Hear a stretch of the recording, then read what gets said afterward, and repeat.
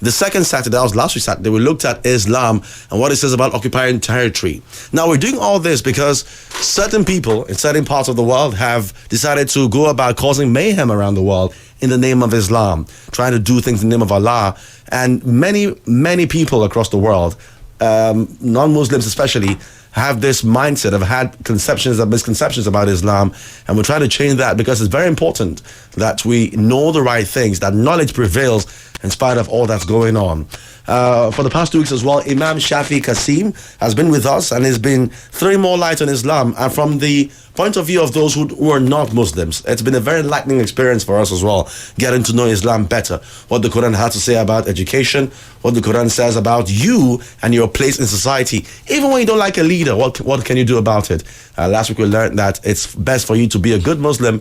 That's the best way. That's the only way you can ensure that God's kingdom prevails on earth. Imam Qasim is in the studio as well, and together this Happy New Year, first of all, Imam Shafi. Thank you very much. Thank you very much. All right.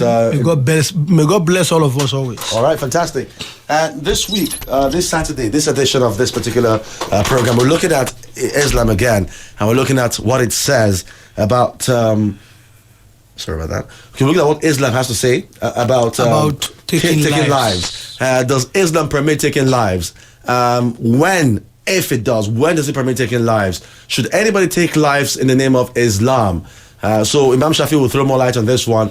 I'll try to just change the mindset of those who already have certain beliefs in their heart. Imam Shafi, welcome once again. Thank you very much. All right. There's a movie called Taking Lives, by the way. I just remember the movie I saw some years ago. It's called Taking Lives. But interesting. So, okay, now we know that, again, I'm trying to get the name of these group. I'm trying to internalize it because it's quite long. Yeah. And I don't want to call it Boko Haram anymore. I just feel something is always wrong in me. This is internal mechanism in me. When I say Boko Haram, alarm bells go off in my head. Because it's not correct. It's not correct. That name is a misnomer. It's a misnomer. So, I don't know. Is there any way we can shorten the long form of their name?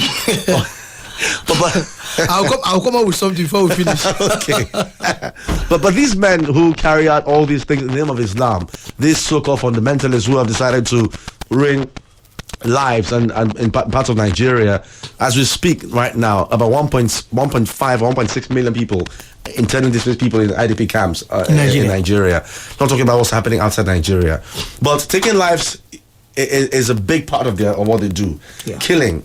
We've seen beheadings take place on social media, on international media as well. Jihadi John has been doing that a lot. Yeah. We've seen raping. He's been killed anyway. Yeah, he's been killed. We've Yeah. seen rapings take place. We've seen killings take place here in Nigeria as well. Schools, students killed in their sleep as well. All this tagged to these people who are doing this in the name of Islam. So we're looking at what Islam has said about. First of all, let's start this way. How valuable is life in the Quran? What does Allah say about life itself and how valuable it is to Him? God bless you. God bless you. This is, I think, perhaps the most important of these series of discussions we started having about 3 weeks ago. Yeah. Because it's the one that pains everybody the most. Yes. Because even if you don't believe in God, you have to believe in humanity. We're all human beings. And every person wants that his life should be treated as being sacred. Nobody wants anybody to come and just take his life at will. So belonging to the human race in itself should make everybody to have respect for human life. But because you know that the human race did not just come out of nowhere, the so-called evolution, we believe in creationism. We believe there's a supreme being that created everything. And therefore, He didn't just create us. He gave us guidelines on how we are supposed to live our lives. Right. Now, so what does He say about this? We know God has sent many prophets and messengers to come and tell us His will, so that we don't live in this world the way we like. Now, in all revealed books, Islam not being an exception, we say Islam is the last revelation of God to mankind. And the same messages that were in those earlier books about the sanctity of life is what the Almighty also he re-emphasizes this in the glorious Quran. All right? And let me start by saying that everything to know, everything there is to know about Islam, you have to go to the source of Islam. And Islam has 3 sources. Number 1, the Quran. Don't mind whatever anybody says. Don't mind whatever anybody does. If the person cannot return that action or that statement to, this is evidence for it in the Quran, know that that person is a liar, no matter what he calls himself. So when anybody does or says anything, go to the Quran to see whether what he has said is there or not. Number two, the Quran is like an index. It doesn't have the full details. Okay. The full details is in what we call the apostolic traditions, the hadiths. Because Allah sent the Prophet, Muhammad, the last of them, to come and explain and put flesh to the skeleton of the information contained in the Quran. Okay. Then lastly, there were people who are like the disciples of Jesus Christ, who are with him. We call them companions. They were the people that were immediately around him. In the inner circle. Yes, it's just the direct recipient of the revelation, who had the opportunity that whenever anything was not clear to them about what has been revealed, they will ask him directly and he will what? He will explain it to them. Okay. So this is where we go to know what is correct or what is not correct in Islam. Now, if you go to the Quran, sorry, before I go there, I said something the first week. I want to reemphasize it again. Islam is perfect because it is the way of life ordained by God. Muslims are not. In fact, in our own time, we have the singular tragedy that many Muslims of today, they live a life that is completely opposite of what Islam says. Okay. So Muslims are not perfect. So if Muslims do anything, people need to stop blaming Islam for what Muslims have done. Interestingly enough, it's not only Islam. Every other ideology, every other faith, every other religion have people who claim to be adherents of that faith and who be acting contrary to that faith. Yeah. So all of us should stop blaming a particular faith, except you can find evidence in the revealed text of that faith that go and do this evil thing. Then you can blame that faith. So clearly now I want to take us to the Quran on what Islam has said about the value of life. Now, God Almighty makes us realize that life is the most precious gift He has given man. Because even though He created us to worship Him, the dead, somebody who is dead cannot worship the Almighty. Therefore, so your life is required for you to fulfill the purpose for which you were created. And that's why Islam places a great premium on life and has declared it to be inviolable. For example, let me go just 2 verses. In Quran chapter 6, verse 151 to 153. Look at how God started the verse. He said, Kul ta'alaw atlu ma harama rabbukum alaykum. He said, Oh Muhammad, tell them that come near. Let me recite to your hearing what your Lord has made forbidden. That which you must not go near. What is the first one? The first crime is to associate partner with God. To take any other thing other than the one God as God is the greatest of all crime. When he was talking, the next thing he said, Wala taqtulu nafsa allati harrama Allahu illa bil haqqi. And he says, do and you must not take any life which the Almighty has made inviolable. He has made sacred. He has forbidden you to take, except in truth. We will explain what that is. Okay. So he declared in unequivocal terms that you are not permitted to take anybody's life. Every life is the same. Is your life more important than the life of another person? No. That you have the right to go and take it? Would you want everybody to take your life or that of your father, your mother, your wife, your son, your daughter? You will not. So you cannot take the life of anybody. That's chapter 6, verse 151 to 153. Anybody can check. Again, in chapter 17, verse 33, he says, the Almighty says, Quran chapter 17, verse 33, he says, Wala taqtulu nafsa allati harrama Allahu illa bil haqqi. He said, and you must not take any soul which He, the Almighty, has made forbidden for you, except in truth. And even without me telling us what that in truth is, we can decipher what may constitute that. We will mention it. Bottom line, so God Almighty has said here, in these two, among many verses that are in the Quran, that you must not take any life. You have not been given permission. It does not stop there.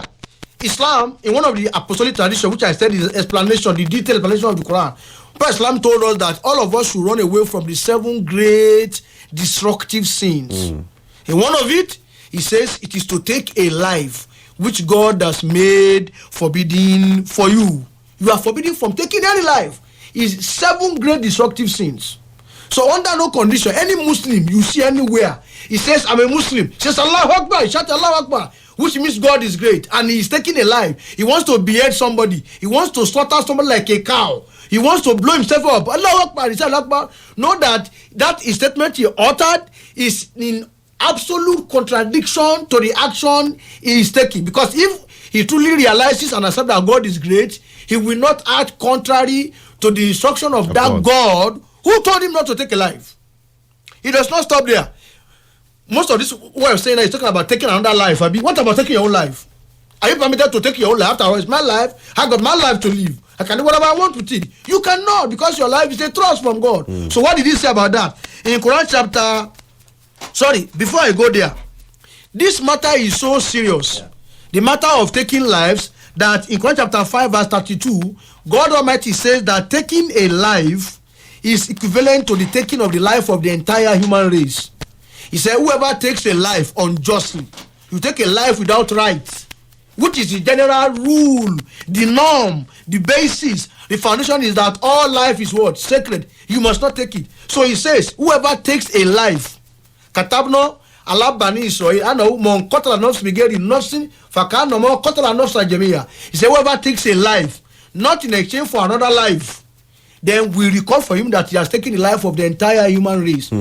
I make bold to say this, Daniel. I don't know any other faith that says that taking one life, innocent life, is equal to what? Taking the life of the entire... I don't know any other faith that makes that bold declaration. It is Islam. So how can a faith that says this, somebody now says he's a Muslim, and he wants to take a life, when he has been told if you take a life unjustly, innocent life, you go to school, like you say, you go to a school in the north, they are sleeping, children in school, their parents are hoping their children will become leaders of tomorrow. You go and kill them there. You see America is doing whatever to you. You go and kidnap an American in a foreign land, and then you come and video that on screen. You post on YouTube and you slaughter him. You are taking the life of the entire human race. And therefore, God Almighty said, not only are you not permitted to take your life, you are also not permitted to take the life of other people. You can't also take your life. In Quran chapter 2 verse 195, God says, La taqtulu anfusakum. Say, do not take your lives, your own life. Don't take your lives. In chapter 4 verse 92, he said, Wala tulku bi aidikum ila tahluka. Don't use your own life to bring about destruction to your own self. It means it's not just taking your life. Anything you do that is ultimately tantamount to degrading this body to the point that it dies is forbidden. That's why in Islam, cigarette smoking is forbidden. Because when you smoke cigarette, you are destroying this temple of God. Isn't it? And good enough, those who manufacture cigarette, they write on the body there, quitting smoking reduces greatly to your health. The Surgeon General has determined that those who smoke are liable to what? To die young. And so many like that. So when you smoke, Islam forbids it because you are destroying this temple of God. The same thing with consuming alcohol or these hard drugs, heroin, amphetamine, cocaine, barbiturates, all these dangerous drugs. Why? When you take them, you are destroying this body. Talk less of now fixing a bomb on your body, and then you go to where people are populated, innocent people going about their normal business. You blow yourself up and kill them. Your own is double jeopardy. You have killed yourself and you have killed others. He said you must not do that. Even if you are in the battlefield, you are fighting like a soldier, a Nigerian soldier defending Nigerians against Boko Haram. So supposing you are in an Islamic state, you are fighting to defend the Islamic state. Even then, you can't take your life. In the time of the Prophet, the Muslims were persecuting a battle. They called the Battle of Khaybar. The Prophet Islam called the Muslims. He said, look at this man, a man among the Muslims. He said, look at this man. He said, if you are looking for somebody that was going to be very, very gallant today and kill many of the enemies today, this is the man. And he said, if you are looking for somebody that is a denizen of hellfire, it is this man. The people cannot understand. How can somebody fight a righteous battle, a battle for truth and justice, and it's going to end up in hell? So they were monitoring that man. In the battle, the man was fighting. Somebody threw a spear at him. You know what he did? Because of the intense pain of the spear didn't kill him. He removed the spear and then brought out his own intestine and killed himself. And because of that, he became what? Condemned. In this case, why I'm citing this particular case is that somebody who did not initiate the process of his own death, he was at the hand of who? The enemy. The person threw spear at him. But he was the one that completed the death. Because the pain was too much to bear. For him, he tried to take his own life. Why didn't he allow himself to die naturally? That's why what they call mercy killing, euthanasia, is not permissible in Islam. Okay. Let the Almighty take a soul when it's time for that soul to die. Because we have seen stranger cases where people thought were going to die didn't die because their time was not up. taking of life is not anybody's prerequisite except that of God. So even your own life, that you didn't initiate the process of death, for you completing it, that man became a denizen of hellfire. All right. So the companions went to the prophet and said, you are truly a prophet of God. Because we have seen that man, he was in a hurry and he ended his own life. Before you come in, sorry. The prophet also said, he said, whoever kills himself with an iron, inside hellfire, God will command him to continue to what? To spare himself with that thing that he used to kill himself. Whatever anybody used to commit suicide in this world, whether you jump from a high building, you go in front of a moving thing, that thing, a replica of it, you'll be made to continue to suffer that inside hellfire for thinking you have the right to take your own life. So how can you, who have been forbidden from taking your life, then go and take life of others? So bottom line, in the clearest of terms, I've given us from the Islamic sources, the Quran and the Hadith, that under no condition is anybody permitted to take his life or the life of others, and definitely not hiding under I'm trying to serve God, or God is great, I want to fight for God. He didn't send you to do that. Very, very interesting things you've said this morning, and very powerful as well. If this is one of the major pillars of Islam, where God tells you never to take any life, not your life, not the life of another. But you said something when you're reading. You said except for the just cause, yes, or for a true cause. So let's talk about that. What is just cause? Before I go to God's own, men, you and I, who God has given great intelligence, even though we are nowhere near God, we have agreed that there are certain grounds for taking of life. We agreed. For example, when somebody takes a life, the average human being wants to take that life back. The average human being, isn't it? He will kill somebody, kill him. Why is everybody happy that our military are succeeding in killing Boko Haram? Why don't we say, oh, they are killing people in the northeast? They don't know, they are evil people. Let us leave them. We're happy that our soldiers are what? They are having upper hand. In upper hand, what are they doing? They're killing those people. So, and everybody is happy. Are you not happy? Yeah. Because these people are taking innocent life, remove their life. So we're happy. That's even man's judgment. So that's one of the conditions. God permits for a life to be taken when the person has taken another life. The second one God permits is when somebody commits adultery. That one in the world today is nothing. Adultery, in fact, if you commit adultery, the white man says you're having an affair. They've given it a fine word so that it's not something serious. Even though no human being, no man truly likes that another man sleeps with his wife. Tell me that man will say, no problem, make him have a free day. Except a man who has lost his humanity. People are what they call three-way orgy. You know, that's madness. But the normal human being, no man likes that another man should see the nakedness of his wife, talk less of what? Having carnal knowledge of her. So in Islam regards as a great sin because there are many consequences of it. So Islam says anybody that commits adultery, meaning he has a wife at home, he leaves his wife, goes and sleeps with another man's wife, he's not free to be on the heart. He has a wife, a means to satisfy himself. So when you say that man who does that now, that man deserves to die. Yeah. Deserves to die. Who should do the killing? I'm coming, yes, okay. I'm coming. Okay. The third reason is somebody who commits mischief in the land. He disturbs public peace. Okay. That one has a multifarious interpretation. When you disturb public peace, you know what I'm talking about. Now, even in all these three cases, the directive or the permissibility for taking that life is not yours, it's not mine. It belongs to the government. Okay. So, bottom line, in Islam, individuals are not permitted under any guise to take life. I'll give an example. Somebody comes to my house, he killed my son, or he kills my wife. I can't say, I kill him too. I'm not permitted. What I must do is to incapacitate him, for him to be handed over to the authorities. Then, for the fact of the matter to be ascertained, then he faces what? The law. I am not permitted to take his life by myself. What if in self-defense? In self-defense, you know what Islam says about that one? Islam says if a man comes to your house, he tries to steal your property, he says prevent him from doing so. What are you supposed to do? Prevent him from doing so. If in the process he dies, you are free. But you are not free if originally your intention was to what? To kill him. So he says two people, the one who kills somebody and the one who is killed. He said two of them will enter hellfire. The companions asked him, we understand the one that kills, that ends up in hell. Yeah. What about he who was killed? What's his own crime? He said because he also intended to what? to kill the other person. Only that one had your pan. Bottom line, Islam is still telling you that even when you are defending yourself, your goal should not be to kill that person, but rather to what? To prevent him and incapacitate him so that I can then hand him over. Meaning, no matter what, even somebody is trying to kill you, don't have the mind that I will kill you back. It should be that I want to disarm you, collect the weapon and incapacitate you, so that what? I hand over. But if in the process now, you see in movies, people are trying, somebody's trying to shoot somebody, there's a scuffle where they are dragging the bullet, the gun goes up, and incidentally it's the person who wants to kill that is killed. You didn't intend to kill him. But if you intended to kill, you are not different, because both of you have the same mind. He wants to kill you, you want to kill him. Bottom line, get that point very clear. You are not permitted to have the interest of what? Taking a life.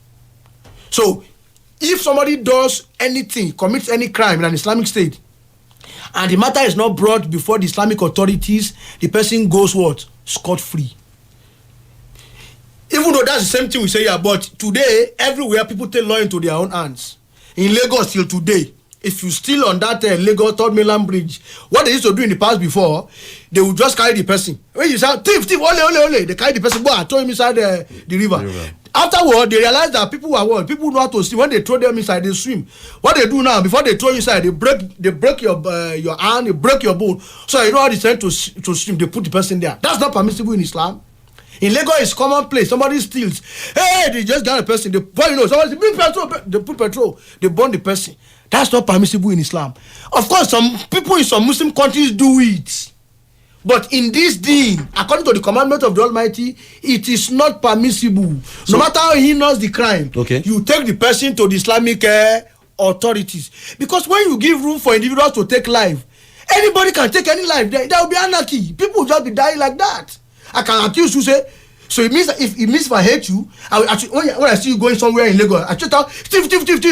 Because I know that once I shout thief, what will happen? People will gather and they kill the person. So life will be wasted. No matter what, life must not be taken by individuals in Islam. It can only be taken by the appropriate authorities after evidence is what? Is gotten that the person actually committed those crimes for which life is permitted what? To be taken. Mashallah. Interesting. And you know, you said something very, very interesting. You said from the human point of view, we know what the just cause is. What about now from our last point of view? Because again, you said from what you read, you can only kill if it's in line with the truth for a just cause. Yes. Now, in the Islam point of view, what's the just cause? Because I mentioned it now. Only three. Adultery. One, adultery. When the person tries to take your property. Okay. Murder. Okay. And the disturbance of what? Public peace. That is spreading mischief in the land. Okay. Now again, so why I'm asking this question is this: if you watch series and you watch programs that have to do with ISIS abroad and what they're doing, they say things like the American government at some point killed some of our brothers. They're in Guantanamo Bay. They killed them. They stopped them. This and that, and that's why we're doing what we're doing. Yeah. So isn't that a just cause? A just cause, because for them it's a life for a life. God bless you. That's not a just cause according to Islam. That's their own interpretation. Why it's not a just cause? If the American government, and the American government is not up to a percentage of the American people, are you following me? Yeah. The American government, like they are doing currently now, which is evil, drone operations are going on in Yemen, killing people. It's evil, no doubt about it. But that is the American government doing that, not the American what? People. So now you go and kidnap an American citizen living in your country. You kill him for what the American government has done. When Prophet Islam, our Prophet expressly stated that anybody that lives in an Islamic enclave, a Muslim land, is protected by what? By the government of Islam. And no Muslim is permitted to what? Harm that person. In fact, the word used by the Prophet is that he said, I will stand against that Muslim who kills a non-Muslim who is living under the security of the Islamic government. So any non-Muslim living in all these Muslim countries in the Middle East, they are there because the government of the day promised them what? Security. Will you go to a country where you are not sure your life is safe? Will you go there? You wouldn't. So for them to go, for you to issue them visa, the government of that country is saying your life is safe in our hands. So a citizen of that Muslim country now kills that person. He has acted contrary to the promise the government made when they granted that person visa. That's number one. Two, he has acted contrary to the commandment of God And our Prophet Muhammad Sallallahu says, I will stand against that Muslim on the day of judgment who take the life of a non-Muslim who has been granted security in a non-Muslim enclave. So what ISIS is doing is not the same at all. Because those people they are killing are what? They are not the ones that kill, what do you call it? They are killing those other guys. Yeah. Remember Michael Adebolajo in UK? Yes. He and the other guy, who a soldier, a retired soldier, was working on the streets. And they caught him and they were butchering him. Say, because you kill us, we kill you. Did that guy that they killed, what's his name? Can they prove that guy killed anybody? Even if that guy was a soldier that came to Afghanistan or wherever and killed somebody, it's Michael Adebolajo. You see a government? Yeah, he was acting under he was acting on his own. If he truly believes that guy is guilty, right? If he truly believes so, he's to get that guy, take him to that country he believes the guy committed the atrocity for him to be tried there. With evidence. With evidence. And he cannot do that. So it's not your business. Imam Shafi'i, it's 9 o'clock. Funny enough, but we'll do something. We'll continue with this particular topic next week because I have many more questions for you. Okay. And I'm sure that this particular topic, it will be unfair if people don't contribute asking you questions. Yes, I want people to talk. So we'll do that on Saturday. We'll look at this topic again. Okay. And then perhaps we can now push forward the other one where we look at the average Muslim and his relationship with those who are not Muslims. Okay. So we'll do that next week because I have many questions for you as well. Many questions about this particular issue. Okay. So we'll open up the phone lines next week where you can answer questions that come from people directly. No problem. Those who have lived in the north, those who live with Muslims, those who have seen this, and those who have heard things as well that we need to clarify. Yes. We'll do that next week Saturday. Okay. All right. Okay. Well, thank you so much for your time. All the Thank same. you very much for having me. Happy New Year to you as well. All right. Joy Berry in the studio should take us through the news at 9 o'clock, after which the second half of the morning crossfire will continue. And now we bring you news from around the world.